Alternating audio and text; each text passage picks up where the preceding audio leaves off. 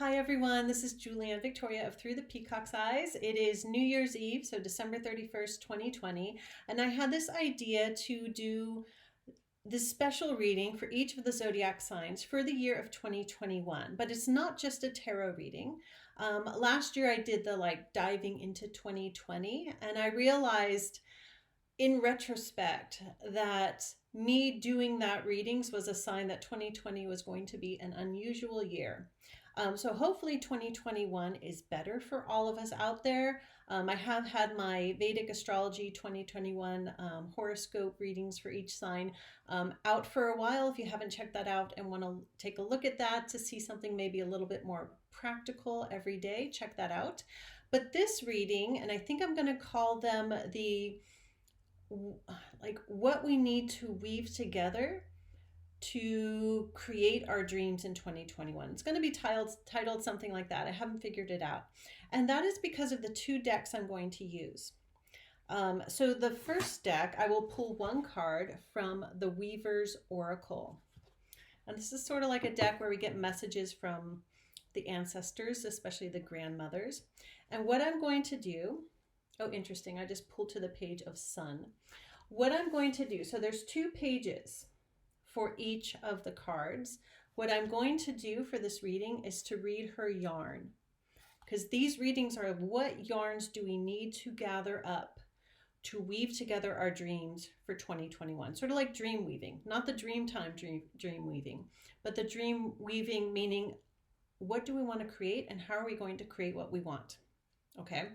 Now, what I'm thinking I will do mid-year in 2021, I haven't decided. We'll see how the year goes. The first half of the year goes, is that in the second half, I will read from the same card for each sign, the braid and the cloth sections. But for this, I'm just going to read the yarn. So one card from the Weaver's Oracle, and then from the Yarn of Mama Shamana deck, which I used last year for the 2020, diving into 2020 readings. I'm going to pull, it's a two-part deck, as you can see, it comes in two parts. These are the backs. There are picture cards, and they're called metaphor cards. And then there are saying cards. I'll just show the back. It's just plain white for that. So it's basically 3 cards for each sign. And what yarn? It's not going to give you something specific, like you need a new car and you need a new resume or something. You're going to have to take from it what resonates with you. And that's going to give you an important piece for inner work, possibly shadow work, for self-healing, inner healing, for motivation, for inspiration for the year of 2020, so that you can take these yarns that come up for you and weave them into the different aspects of your life to create what you want. So that's my goal with this. We'll see how it turns out. Let me know in the comments how these resonate with you, because this is sort of an experimental reading as well. And people always ask, you can listen to this based on your Western astrology sun sign. You can also listen to your ascendant and moon to get more pieces of yarn, more different colors of yarn, size of yarn to weave together for the year ahead. So this will be fun. This will be interesting. Let me know how it goes. Thank you for being here, and on to the individual readings. Hi Libra, welcome to your dream weaving reading for 2021. We're starting here with the Weaver's Oracle. All right, Libra. Your weaver is number 2, Stone, Mother of Time. So let me pull up her yarn and I'll put her picture up for you while I'm reading. So number 2. All right, Stone, Mother of Time. She is guardian of the shrine. Her yarn. There was one among her clan whose weaving threads had become as fragile as her bones. Her loom was wound with strands of silver, white, and gray. Its cloth had grown dry as lichen and thin as air. She was the oldest of them all, wizened sage and great-grandmother of time. She was known to those women as Riven Ma, And that is how they sang to her whenever she stepped out of her old body to journey in the dreaming realms, so she might hear them and know how to return home.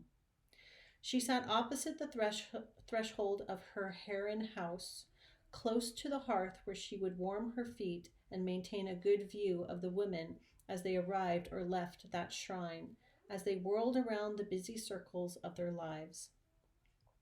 She had already experienced every change that they were passing through, known each tide, ridden every wave, and rolled with all the ebbs and flows. So now she simply sat and watched, with eyes that saw a long way behind and a good distance beyond. She was no longer bound by linear time or recognizable realities. Her memory was cut loose, her insight was wandering free, and her sense of caution was entirely dismantled. She had nothing left to lose. For this reason, her guardianship of that shrine was unpredictable, courageous, and profound. She was keeper of the Riven Stone, a strange and mighty granite boulder set into the darkest curve of the house, where it formed a low altar for small lamps and offerings, before reaching through the back wall and beyond the eaves to rest amid wet ferns. It plunged endlessly into the ground. In fact, it was the summit of a long-forgotten mountain. The mythology around this stone was primordial.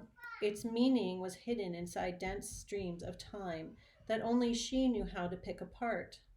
She wore 8 amulets of seed, coral, shell, copper, amber, bark beads, stone, and bone. Thus she carried clues about her that were in themselves, perhaps, keys to both the Riven Stone and elusive time. And always, through the meanderings of her quiet old dreaming voice, ancestor women would speak of things that they had learned. Spirit women would describe how it felt to dwell outside their own skins. Forgotten women would ask to be remembered, and all the ancient sisters who had ever taken time into their hands and learned how to reshape it would fill that shrine with revelation. Young women passing by as they embarked on their unknown adventures would bring wild nature to Garland and Riven Stone and sit a while with Riven Ma as she walked in dream. Then they would carefully pick from her open hands small pieces of time that were newly woven, lightly folded, and ready to be used. All right, Libra, that is the Weaver's yarn. Let's pull your cards from the Yarn of Mama Shamana. Let's start with your picture card here.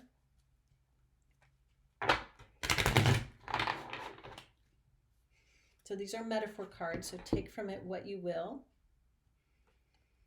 And we have a woman here sitting with a bird playing a flute. So you can pause this and take a screenshot for the picture.